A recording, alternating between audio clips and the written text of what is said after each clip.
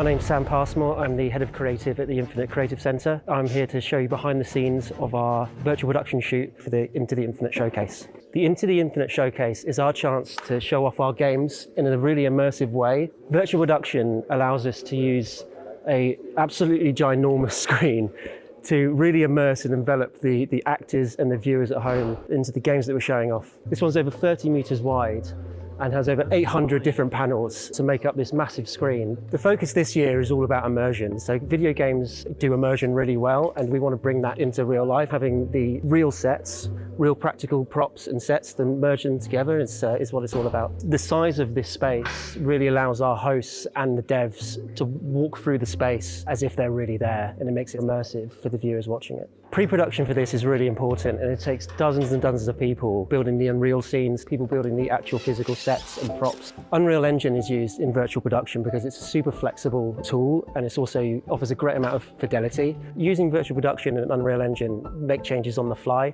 So if, for example, the weather's not quite right, or the sun's in the wrong place, or that rock isn't quite where we want it to be, we can move that stuff around in real time. It takes a lot of computing power to make this happen, and all these people coming together and with their technical expertise to make Unreal look this good on a screen this good is really impressive. My name is Anthony Krauts. I'm the head of marketing for the Level Infinite brand. This year's showcase is really special to us. We're entering our third year, and every year we're being able to expand what we're delivering to our gamers and our audience. You know, we have some very great studios, and they've been working really hard and delivering the all-encompassing experiences that the Level Infinite brand always promises. You know, this year's showcase, getting the behind the scenes, more in-depth insights about what's coming up, why it's special, hearing directly from our game developers themselves, and hearing their vision and getting a better understanding of what the game is going to deliver. Okay,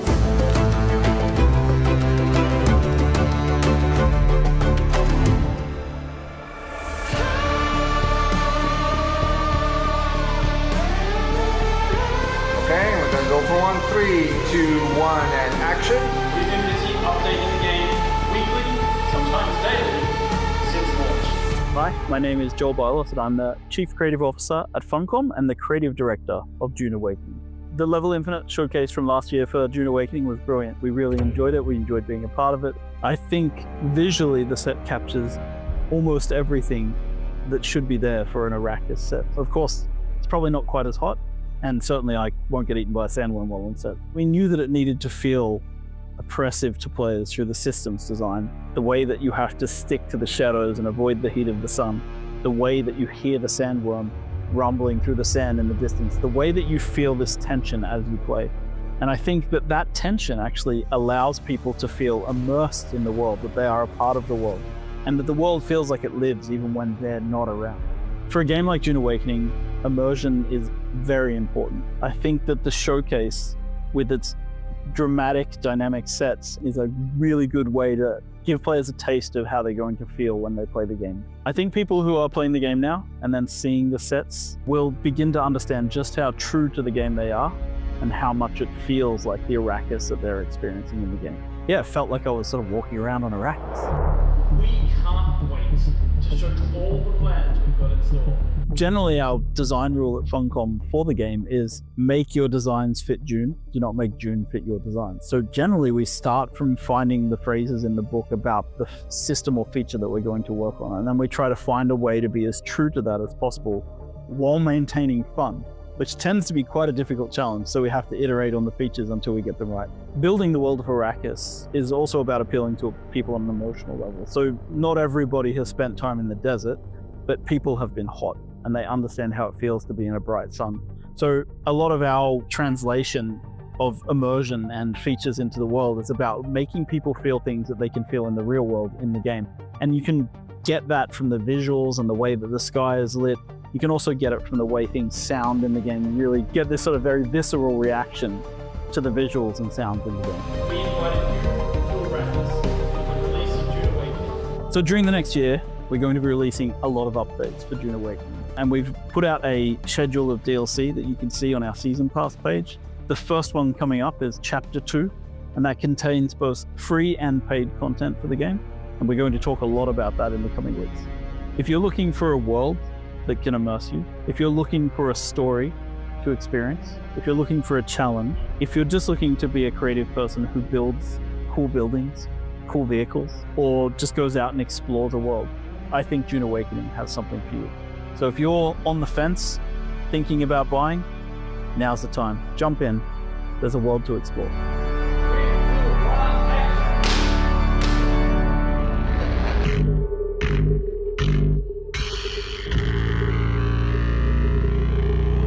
Hello everyone, my name is Timon Smektała and I'm franchise director for Dying Light. So when I was coming here to the studio, I basically wasn't sure what to expect. I saw some prototypes, I saw some screenshots, but what I have found here really blew my mind. It's an amazing stage. I think it really gives honor to how beautiful and immersive our game is. What I really like about the set is that there are some things that are physical and some things that are virtual, but all of them bring the world of Dying Light, the beast, to life. You can see details basically taken from the game, both like objects, not moving objects, but also our enemies, zombies, and it really creates a very immersive experience. Basically, you feel like you are inside a video game, and this is something really amazing. You basically stand on the stage and you have a zombie next to you, and it looks so real that you can really get scared. And like it takes really a second to kind of realize, oh, okay, this guy will not hurt you because he's virtual. So definitely that's my most favorite part of the set. What happens here at the stage of Level Infinite Showcase, it's really amazing. Like this is really what we are striving for, to put players in the shoes of the main character. And now basically I can relive that myself, just standing on the stage and feeling like I'm inside the forests of Castle Woods. Never underestimate the horrors of Castle Woods. Creating an immersive zombie apocalypse is actually quite difficult because no one has experienced that in their life, so there aren't that many references from real life. Thankfully, there's a lot of great pieces of zombie fiction, movies, comic books. So we have like a pool of knowledge. What we are trying to do is we are first and foremost try to create a place that feels real and lived in. And especially with Dying Light the Beast, we have asked directly our level artists to go through every square inch of the map and try to make a place which feels like someone was just there, someone just left it, someone just escaped from this place, escaping from zombies. And I think when you have this locked down, then when you add zombies on top of it, this is really the combination that creates the most realistic and most believable fiction zombie apocalypse. For Dying Light series in general, immersion was always the part of the DNA of the series, and I think we have really topped ourselves again with Dying Light the Beast. The amazing and brutal world we have created for you in Dying Light the Beast. We are just about to release Dying Light the Beast, and we hope players will feel a lot of emotions connected to the game. I think the most important one is that you'll actually scare them a lot, and Dying Light series always was looking for survival horror as an inspiration, and we always tried to create a very scary zombie fiction. But with Dying Light the Beast, we set ourselves a goal of creating the most scary, the most horror-ish zombie fiction ever. And I think what works especially well with Dying Light as a series and in Dying Light the Beast is that we try to connect survival horror with open world. We can't wait for players to get their hands on it and tell us what they think. We have really put a lot of passion and imagination and ambition into this game. For us, it's the best Dying Light game that we have ever produced. Everyone watching, please keep your fingers crossed for us, and I hope you will enjoy what you will get with Dying Light the Beast.